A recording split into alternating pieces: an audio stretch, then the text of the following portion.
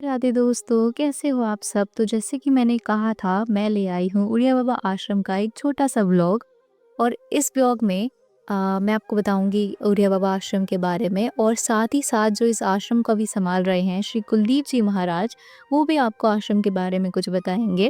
तो सबसे पहले तो आप आश्रम का प्रांगण देख लो, कितना सुंदर प्रांगण है यहाँ का और कितना ज़्यादा शांति का अनुभव होता है यहाँ पे। तो सबसे पहले हम शुरू करते हैं श्री कुलदीप जी महाराज के कुछ शब्दों से। तो आश्रम के प्रांगण में ही यहाँ पे श्री उड़िया बाबा जी महाराज का विग्रह स्थापित है। गुरुजी राधे राधे। गुरुजी तो उड़िया बाबा जी महाराज के बारे में कुछ बताइए। पूज्य उड़िया बाबा जी महाराज की जय। हम लोग श्री धाम वृंदावन के उड़िया बाबा आश्रम में पूज्य उड़िया बाबा जी महाराज के विग्रह के सामने खड़े हुए हैं। पूज्य बाबा अद्वितीय संत थे और हम लोग ये कहेंगे कि बाबा आज भी हैं। और 1935 के लगभग में बाबा वृंदावन आए, नहीं तो बाबा ये गंगा के किनारे रामघाट एक जगह बाबा ने वहाँ पे तपस्या की और बाद में बाबा वृंदावन आए। बाबा का शरीर इसी आश्रम में शांत हुआ था और बाबा एक ब्रह्मनिष्ठ संत में बाबा का नाम है। बाबा ने कभी भी किसी भी वस्तु का संग्रह नहीं किया, भिक्षावृत्ति से बाबा का जीवन यापन बाबा ने किया और वेदांत का एक केंद्र रहा ये उड़िया बाबा आश्रम। बाबा यहाँ वेदांत की चर्चा हर समय होती रहती थी, रासलीला सत्संग इत्यादि यहाँ पे चलता रहता। ये दिव्य स्थान है वृंदावन का। बाबा ने यहाँ पे काफ़ी समय तक रहकर ध्यान भजन पूजन इत्यादि चीज़ों को वृंदावन में, जैसे कि भागवत में हम कथा सुनते हैं कि नारद जी महाराज ने भक्ति माता के जो पुत्र हैं ज्ञान और वैराग्य को पुनः उनको मूर्छित अवस्था में थे, उनको पुनः फिर से प्रतिष्ठित किया। तो उसी प्रकार हम लोग ये भी कह सकते हैं कि बाबा ने भी वृंदावन में भक्ति का तो नित्य निवास था, परंतु ज्ञान और वैराग्य हर समय पे लुप्त दिखाई देते। तो बाबा ने वृंदावन आकर ज्ञान और वैराग्य की महिमा को आगे बढ़ाया। बाबा ने कभी किसी वस्तु का उपयोग अपने जीवन में नहीं किया, गाड़ियों में नहीं बैठे, हर समय बाबा विचरण करते थे। पैदल चलना बाबा का ऐसा जीवन था। बाबा का नाम उड़िया बाबा कैसे पड़े? बाबा उड़ीसा के थे, जगन्नाथपुरी के बाबा मिश्रा परिवार में, जो वहाँ के राजगुरु परिवार से बाबा थे। बाबा मिश्रा थे। बाबा का नाम था, बचपन का नाम था आर्त त्राण मिश्र, जो सबके कष्ट हरने वाला हो। तो बाबा का नाम ही ऐसा अद्भुत।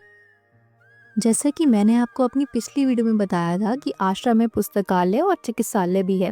तो आप देख सकते हैं कि यहाँ पे जो भी हमारे पुराने ग्रंथ हैं उनका संरक्षण का काम यहाँ पे चल रहा है। तो ये हमारा पुस्तकालय है और यहीं अंदर जाके हमारा चिकित्सालय भी है जहाँ पे होम्योपैथिक दवाई चलती है। तो आइए अंदर जाके देखते हैं। तो जैसे कि अभी आप देख सकते हैं कि यहाँ पे जो लाइब्रेरी है, पुस्तकालय, वो थोड़ी सी फैला हुआ है क्योंकि अभी यहाँ पे काम चल रहा है। उसके बाद में डिजिटाइजेशन इत्यादि के माध्यम से जो ग्रंथ किसी को अवेलेबल नहीं हो पा रहे, उनको हम अपनी वेबसाइट के माध्यम से ये ग्रंथ लोगों को अवेलेबल कराएंगे। वेबसाइट है, उसका लिंक गाइस नीचे डिस्क्रिप्शन में मिल जाएगा, आप जाके देख सकते हैं। हाँ, श्री उड़िया बाबा .org नाम से हमारी वेबसाइट है।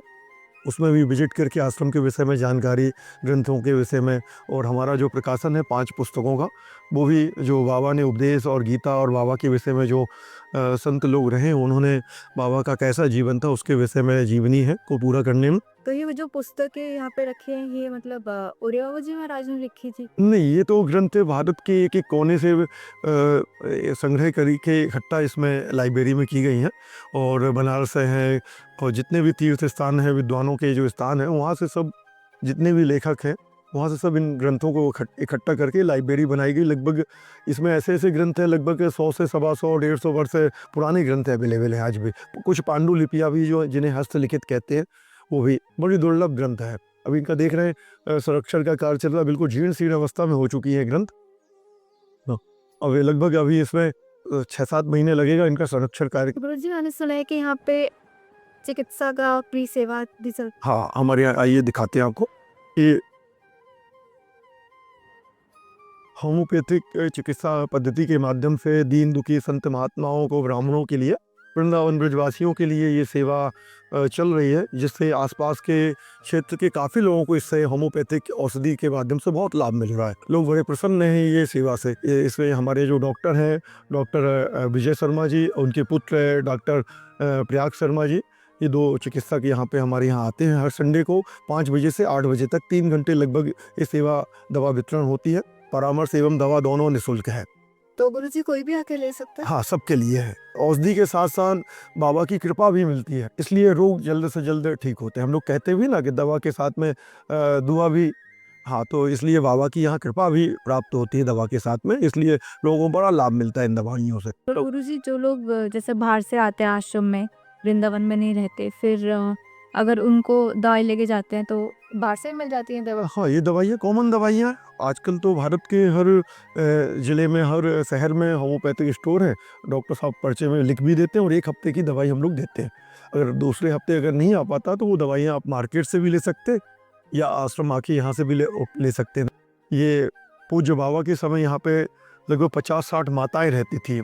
उड़िया बाबा मातृमंडल के नाम से ये जगह विख्यात थी और काफ़ी माताओं की, आज से नहीं, देश आज़ाद के पहले से यहाँ पे माताओं की सेवा चल रही थी, तो उसी का पुनर्निर्माण का कार्य चल रहा है। और पास में हमारी गौशाला जिसमें देसी गाय रहती हैं, उन देसी गायों के संरक्षण के लिए हम लोगों ने छोटी सी एक गौशाला बना के रखी हुई है, क्योंकि पूज्य बाबा का एक ही कहना था कि ज़्यादा आवश्यकताओं को भी नहीं बढ़ाना चाहिए। हाँ, इसलिए हम लोग छोटी सी व्यवस्थाओं के माध्यम से, छोटी-छोटी व्यवस्थाओं के माध्यम से सेवा कार्य कर रहे हैं। अभी तक आपने आश्रम के बारे में बहुत कुछ जाना, लेकिन अब मैं आपको ले जाती हूँ एक और भी ज़्यादा इंटरेस्टिंग जगह पे, जहाँ पे श्री उड़िया बाबा जी के महाराज के जो पलंग है उनके समय के, और जो उनके समय की चौकी है वो भी रखी हुई। बाबा के कुछ सामग्री इत्यादि, जैसे कि पलंग, पुराने समय के, बाबा के समय जो पंखा यूज होता था बाबा के लिए, ये बाबा के पुराने चित्रपट।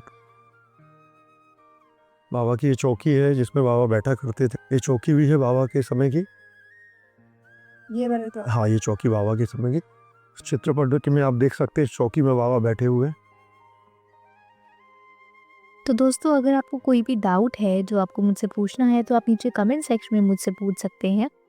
बाकी अभी हम नीचे चल के देखते हैं कि और भी क्या-क्या चीज़ें हैं यहाँ पे देखने। यहाँ बाबा समाधि ध्यान लगाते थे, इसके नीचे बना हुआ अंडरग्राउंड है, तो वहाँ भी अभी चल के दर्शन कराते हैं। यहाँ भी कभी-कभी बाबा बैठ जाते थे, यहाँ पे कोई कार्यक्रम यहाँ पे चलता था बाहर आश्रम के, तो बाबा का कई पुराने चित्रपट इत्यादि हैं जिसमें बाबा यहाँ पे कुटिया में बैठे हुए हैं। ये ध्यान समाधि है। बाबा यहाँ पूरी रात एकांत में बैठ के ध्यान करते थे। तो ये है उड़िया बाबा जी महाराज की ध्यान समाधि। आइए गुरु जी से इसके बारे में और जानते ये हैं। बाबा का ध्यान समाधि स्थल है। यहाँ पे बाबा पूरी रात में इसी, जैसा इस चित्रपट में आप दर्शन कर रहे हैं बाबा के, बाबा ऐसे ही आसन में, ऐसे ही आसन लगा के पूरी रात एक आसन में पूरी रात बैठते थे। बाबा को अभी तक जितने भी भक्त हुए हैं, किसी ने बाबा को सोते नहीं देखा। पूज्य उड़िया बाबा जी का पूरा प्रांगण है आश्रम का। अब ये सत्संग भवन है, ये शिवालय है जहाँ पे स्फटिक शिवलिंग और नामदेश्वर दोनों विद्यमान है। आइए सबको दर्शन कराते हैं। और स्फटिक शिवलिंग आपको कहीं दर्शन करने को नहीं मिलेंगे।